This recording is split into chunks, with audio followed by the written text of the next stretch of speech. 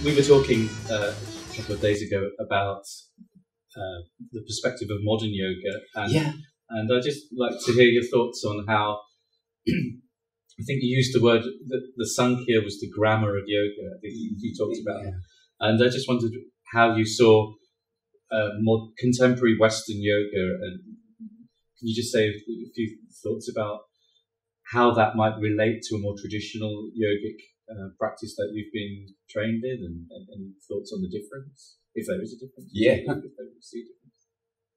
Well,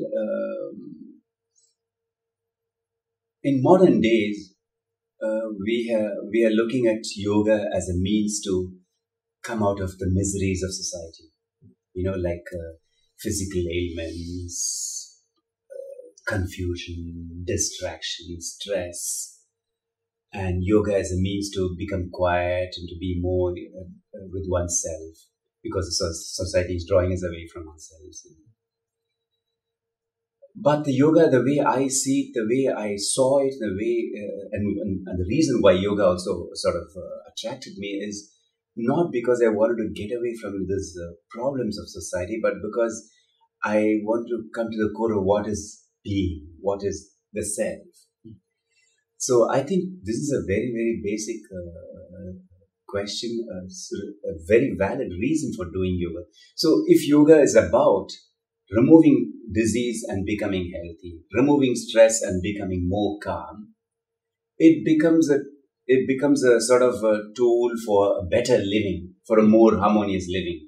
Which means, on the whole, the world as it exists, all the sort of illusions it puts on me, all the sorts of traps which it puts on me, all that's fine as long as I lead my lovely, peaceful, healthy life. So as long as you negotiate all that, then everything's okay. So yoga today is about negotiating with the world and with society and with life.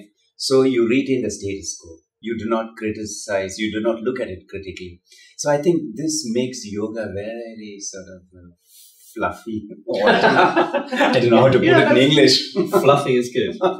So I do not agree or see eye to eye with this in any bit. And I think there is a quality of yoga which challenges you to look at yourself, which sort of makes you want to question yourself and question your existence, which is what tapas is about. You question your own existence, your own thinking, your own way of life, your own attitude. So it's not just about having a political view or a social view or a view about health and all this. So to get back to that is yoga, and I think that's where yoga has lost its fire in this modern version, where it's become something which has a lot to do with wellness, etc. So that's one thing. So if you look at asanas, exactly the same thing is happening. I mean, not only have we reduced yoga to asana practice. First of all, you should remember, when you look at yoga practice, asanas has always been a very marginal part of yoga. I mean, even if you took Patanjali's 8-part yogas, let's say 1/8. But if you look at if you look at yoga in India, or even today, yoga in India today, the biggest, and most famous and most popular teachers of yoga, Sri Ravi Shankar, I guess you've heard of him, Of course, yeah. who has millions of followers in India who are doing exercises, whatever, taught by him. And of course, our famous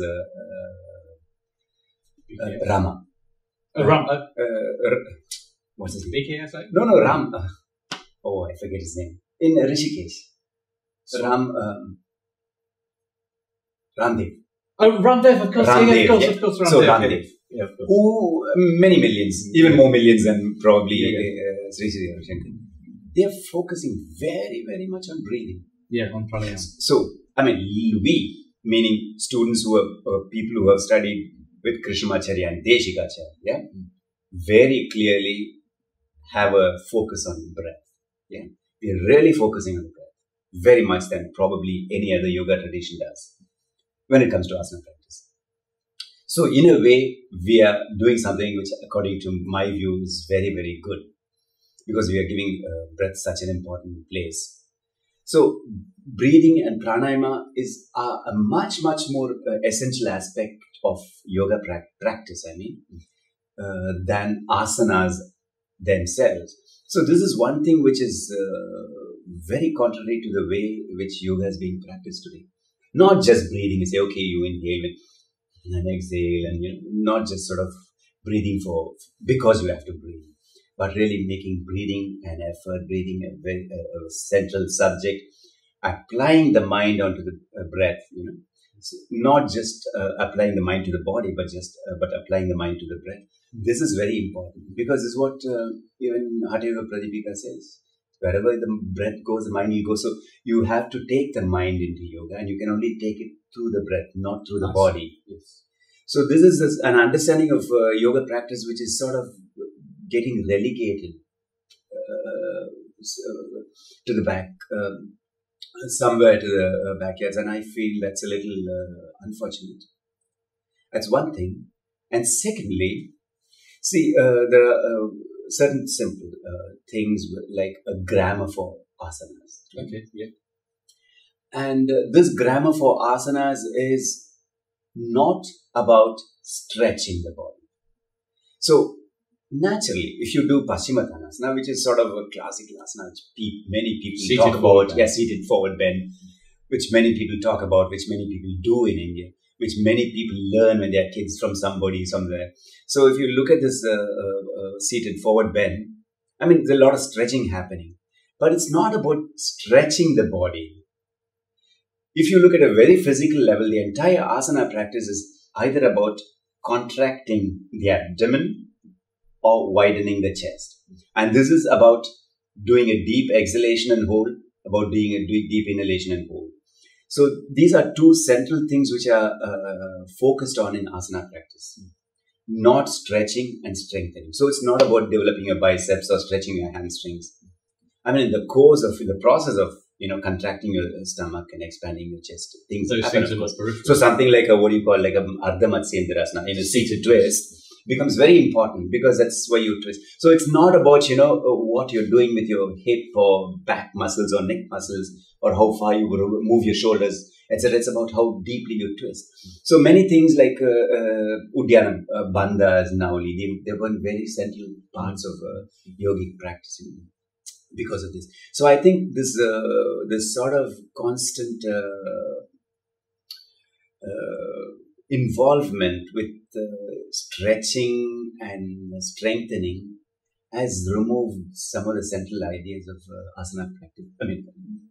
Have sort of displaced some of the central grammatical codes of asana practice. I think I mentioned the other day that Gary said yoga has been reduced to asana and asana has been reduced to hamstring. Yeah, exactly. It's an excellent thought, excellent wording of the problem.